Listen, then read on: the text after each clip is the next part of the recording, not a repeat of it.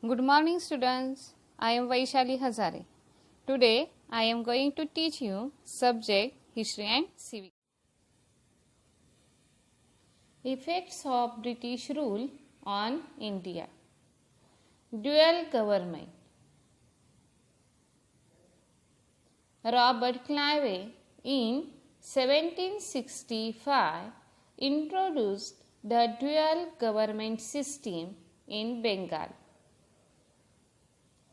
The company undertook the work of revenue collections, whereas the Nawab of Bengal had to maintain law and order. And this was known as dual government system. Now we are going to learn about the ill effects of dual government. The ill effects of dual government system could be seen after certain time period. Money in the form of taxes went into the pockets of the company officers. The monopoly of trade in India was given to East India Company, and hence many trading companies in England invade today. The working system of the company in India received criticism in England, and British Parliament introduced some important laws to keep control over the company. Now we are going to learn about parliamentary laws. According to Regulating Act of 1773, the Bengal governor came to be known as Governor General. According to this act, Lord Warren Hastings became the Governor General of India. He got the right to control the policies of Mumbai and Madras provinces. A committee of 4 members was set up to assist him. In 1784, Pitt's India Act was passed.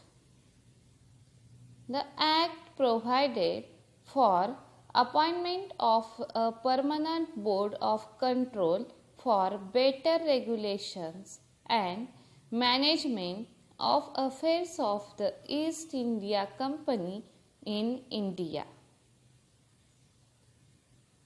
In 1813, 1833 and 1853, new laws were passed by Parliament to make certain changes in the working of the company.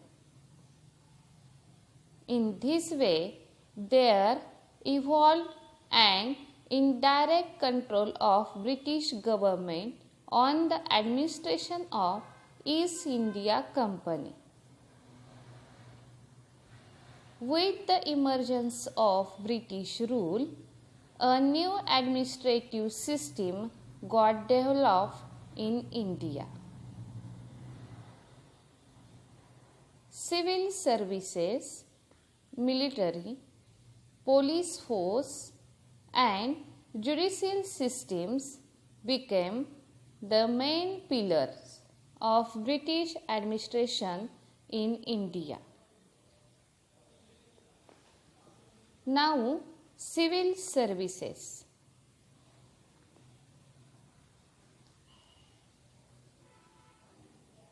To strengthen the British rule in India, there was a need of bureaucrats. Bureaucrats means administrators. Lord Cornwallis introduced bureaucracy. Civil services became an important part of British government. He restricted the private trade carried out by the company officers, and for this purpose he increased their salary. For the convenience of administration, he divided the British occupied territories into districts. The district collector was the chief of district administration. He was responsible for collections of revenue, giving justice, maintaining law and order. The officers were appointed through the competitive examination known as Indian Civil Services ICS.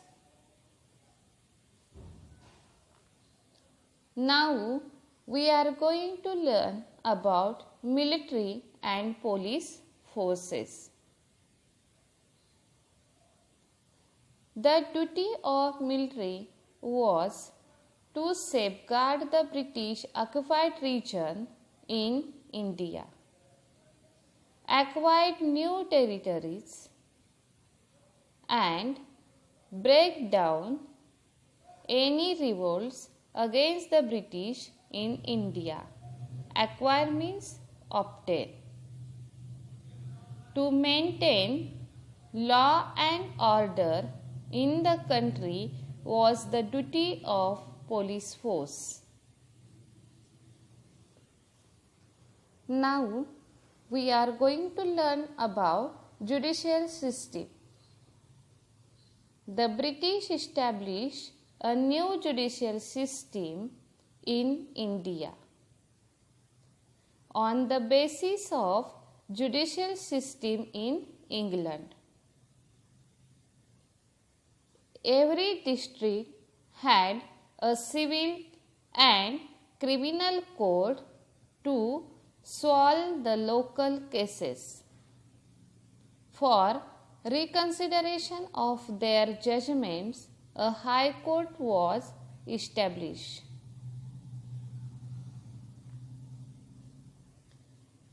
Equality before law.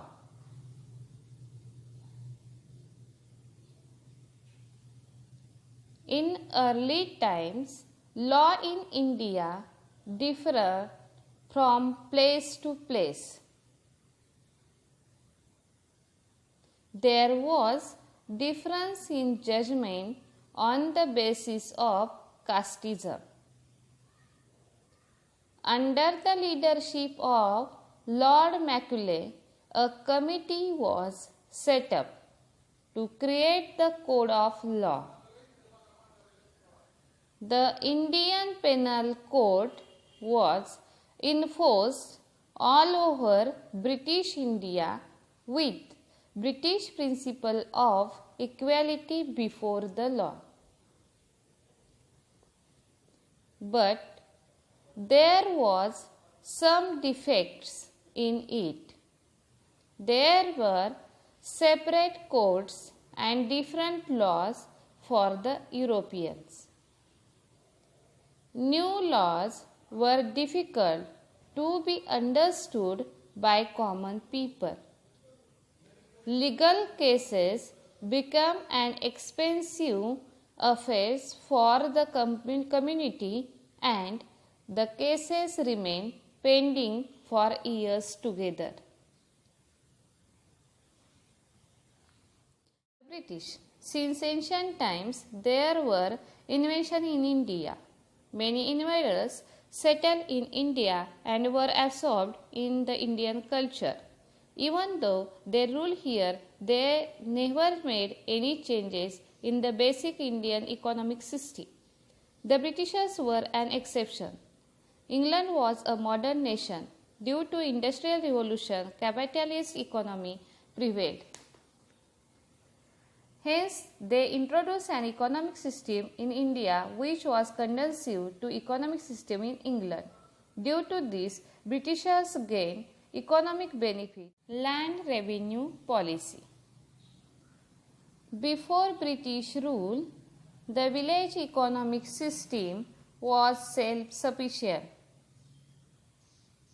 Through agriculture and related services, the needs of the village were fulfilled in the village itself. Land revenue was the main source of income of the state. During the pre-British period, revenue was based on the type of cultivated crops. The farmer was exempted from taxation in case of loss of crops. Revenue was mainly collected in the form of grains. Even in case of late payment of tax, the farmer's land was not confiscated.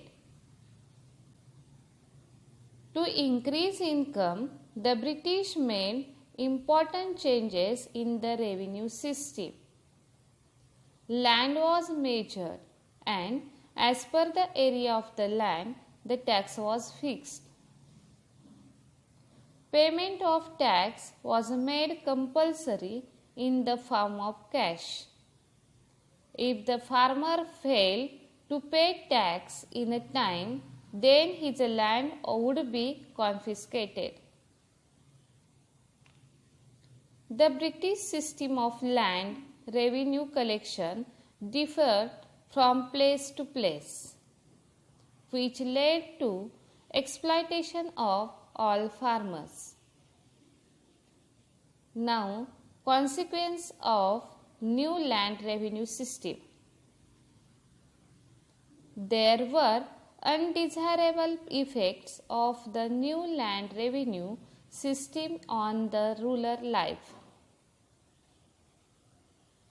For payment of taxes, Indian farmers started selling the crops at whatever price of it received.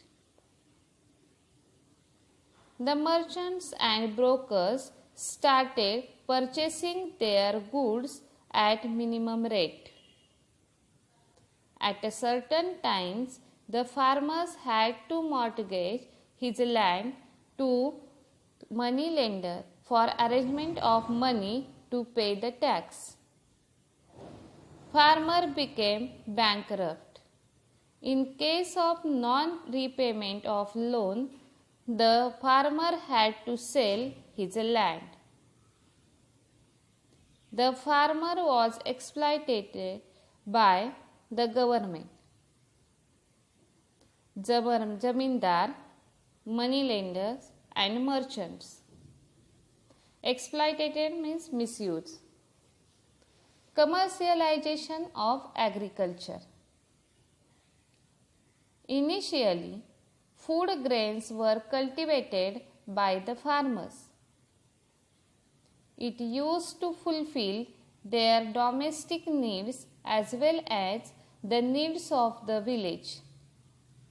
The British government started giving more encouragement to cash crops like cotton, indigo, tobacco, tea, etc.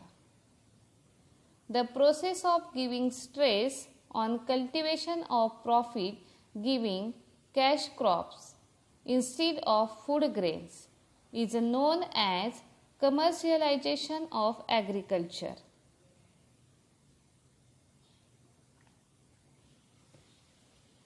Now, famine.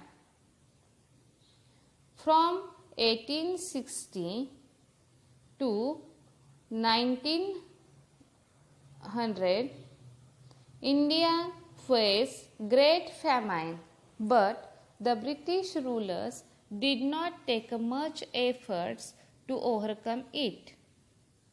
Similarly, not much expenditure was made on provision of water supply.